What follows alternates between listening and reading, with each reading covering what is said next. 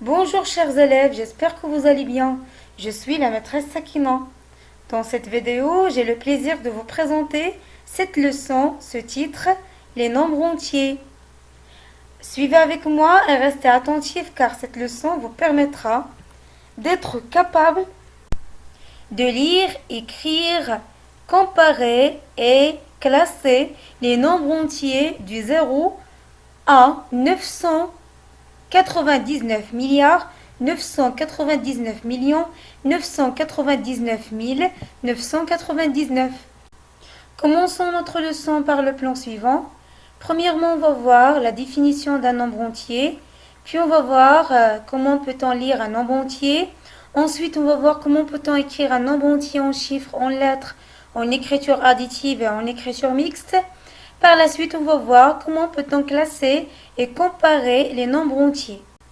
Un nombre entier naturel est un nombre permettant de compter des objets considérés comme équivalents, un stylo, deux stylos, une carte, deux cartes, trois cartes, etc. Un tel nombre entier peut s'écrire avec une suite finie de chiffres en notation décimale sans virgule, c'est-à-dire il n'a pas de partie décimale. Bien on peut dire que sa partie décimale est nulle. Attention, ne pas confondre nombre et chiffre. Un nombre s'écrit à l'aide des 10 chiffres 0, 1, 2, 3, 4, 5, 6, 7, 8 et 9. Pour lire les grands nombres facilement, on regroupe les chiffres par tranche de 3 en partant de la droite. Exemple, le nombre suivant s'écrit avec des espaces et se lit 5 83 232. Passons à savoir maintenant comment écrire un nombre entier en écriture en lettres, en écriture additive et en écriture mixte. Commençons par l'écriture en lettres. Première règle dit, pour écrire en toutes lettres un nombre inférieur à 100, on place un trait d'union entre les mots.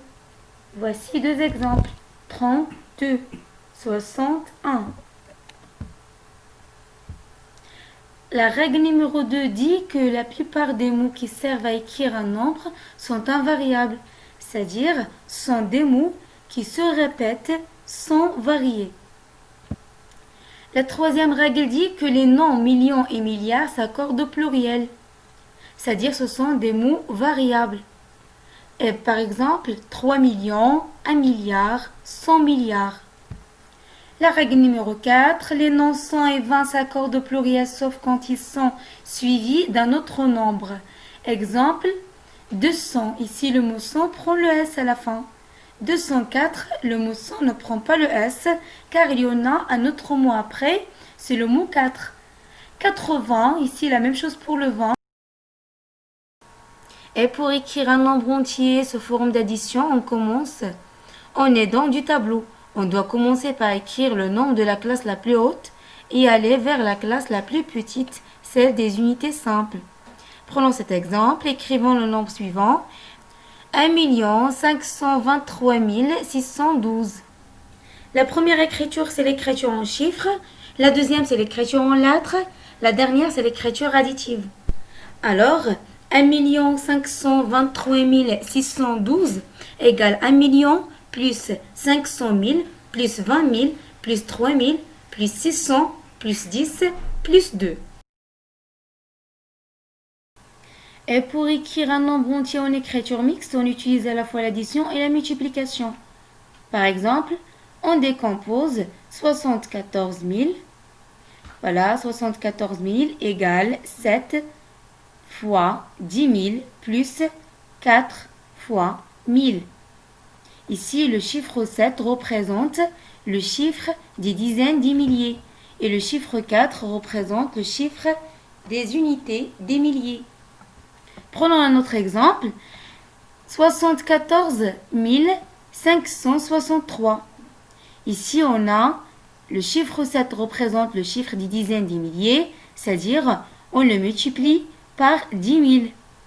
Et le chiffre 4 représente le chiffre des unités des milliers, donc on le multiplie par 1000.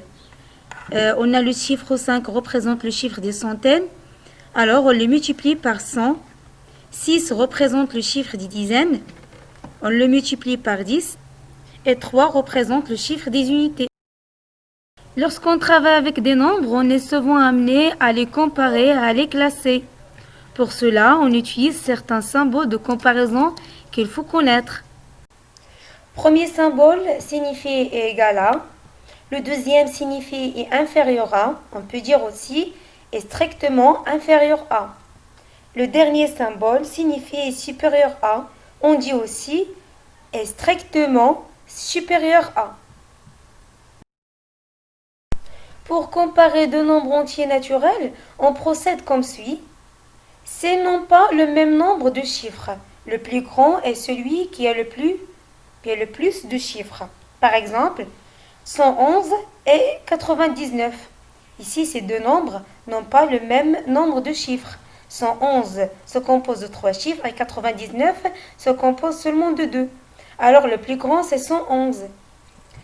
S'ils ont le même nombre de chiffres, on compare les chiffres les plus à gauche.